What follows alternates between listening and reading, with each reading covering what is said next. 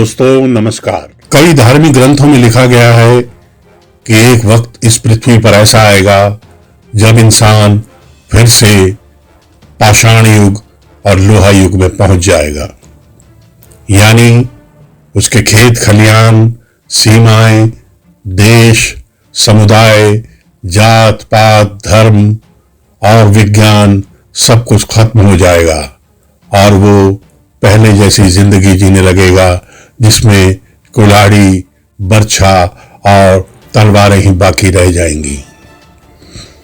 खेती के नाम पर जमीन इतनी खराब हो जाएगी कि इंसान को भूखा मरने की नौबत आ जाएगी।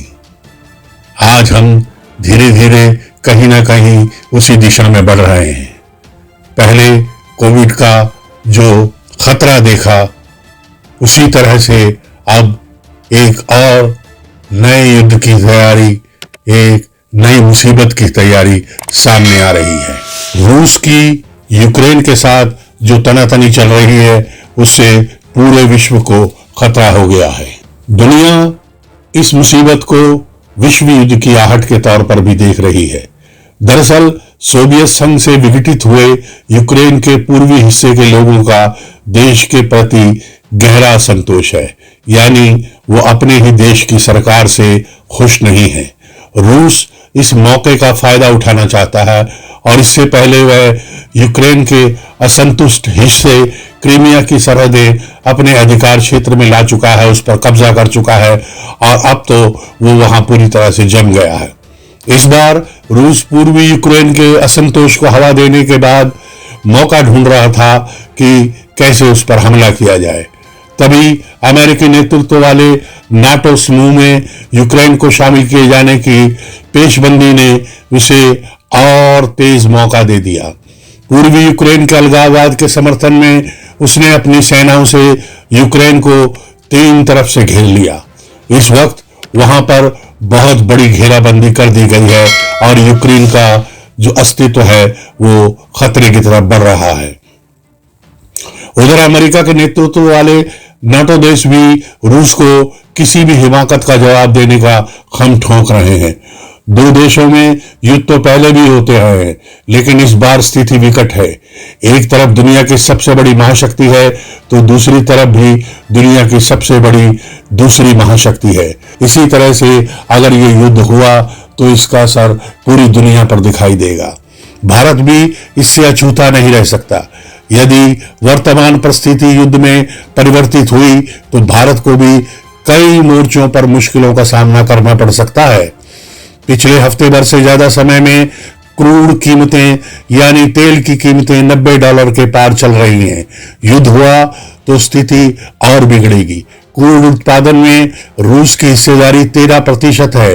ये दुनिया को नहीं भूलना चाहिए और इसी वजह से यह कीमत बढ़ने में, गैस की और तेल की कीमत बढ़ने में पक्का एक रास्ता बन जाएगी। भारत और रूस के बीच सामान्य कारोबार भले ही थोड़ा कम हो, लेकिन इस पर भी इस युद्ध का भारी असर पड़ सकता है। इधर पूर्वी यूक्रेन में यूक्रेनी सेना और रूस समर्थित विद्रोहियों के बीच छिड़ा संघर्ष रविवार को और तेज हो गया था। दोनों ओर से जारी गोलाबारी में अभी तक यूक्रेन के 2 सैनिक मारे गए हैं, जबकि अस्पष्ट खबरों के हिसाब से यह संख्या 13 से 15 के बीच है और 4 सैनिक घायल बताए जा रहे हैं, जो संख्या इससे भी ज्यादा है। विद्रोही नेताओं ने दावा किया कि यूक्रेन की सेना के हमले में उनके कब्जे वाले इलाके में 2 नागरिक मारे गए हैं। इन इलाकों से महिलाओं, बच्चों और बुजुर्गों का रूस के सुरक्षित इलाकों में जाना अभी भी जारी है। पता चला है कि विद्रोहियों के कब्जे वाले इलाकों में रहने वाले 7 लाख लोगों के लिए रूस ने पासपोर्ट जारी कर उन्हें औपचारिक रूप से अपना नागरिक बना लिया है। यानी रूस एक बहुत ही तयशुदा, जिसे कहते हैं, चाल के तहत यूक्रेन को चारों तरफ से घेर रहा है। अमेरिका के राष्ट्रपति जो बाइडेन ने सोमवार से शुरू हो रहे सप्ताह में रूसी हमले का अंदेशा जताया है, यानी रूस यूक्रेन पर भारी हमला कर सकता है। अमेरिका के रक्षा मंत्री लॉर्ड ऑस्टिन ने कहा है कि रूसी सैनिक यूक्रेन की सीमा के और करीब आ गए हैं, जबकि रूस ने अपने कुछ सैनिक पीछे भी बुलाए हैं, लेकिन उससे ज्यादा सैनिक उसने चारों तरफ की घेराबंदी में लगा दिए हैं और वो अपने हथियारों के साथ मोर्चाबंदी कर रहे हैं। जवाब में रूस ने कहा है कि अमेरिका और उसके सहयोगी देशों के नेता हमला होने वाले बयान देकर क्षेत्र को तनाव में डाल रहे हैं। पश्चिमी देश यूक्रेन से हथियार भेजकर इस क्षेत्र का माहौल बिगाड़ रहे हैं। यूक्रेन की सेना और रूस समर्थित विद्रोहियों के बीच छिड़े संघर्ष में 3 दिनों से संघर्ष विराम उल्लंघन की 2000 घटनाएं दर्ज की गई हैं। माना कि ये संघर्ष विराम एक कागजों पर था, लेकिन इससे कुछ उम्मीद थी, लेकिन अब ये चारों तरफ से हमले की घटनाएं हो रही हैं, उससे ये सब खटाई में पड़ता जा रहा है। इधर सुरक्षा सम्मेलन में भाग लेने जर्मनी के शहर मुख्यन पहुंचे यूक्रेन के राष्ट्रपति वोलोदिमीर जेलेंस्की ने कहा कि वैश्विक सुरक्षा का ढांचा काफी हद तक बिखर चुका है। उन्होंने संयुक्त राष्ट्र सुरक्षा परिषद के स्थायी सदस्यों जर्मनी और तुर्की से मांग की है कि वे यूक्रेन की सुरक्षा सुनिश्चित करने के लिए आवश्यक कदम उठाएं।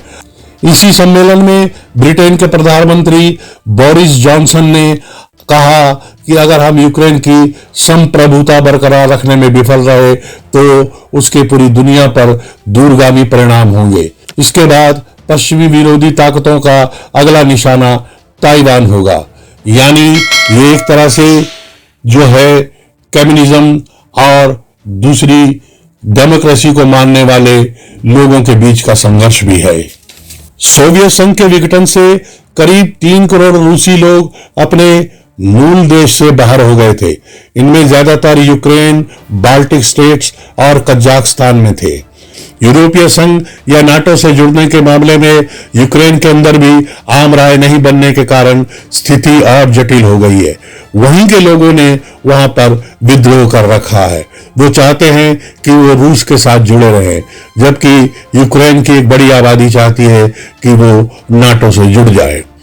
पिछले कुछ वर्षों से यूक्रेन और रूस के बीच लगातार इन्हीं बातों पर तनाव बढ़ रहा है। यूरोप और रूस को लेकर लोग बटे हुए हैं।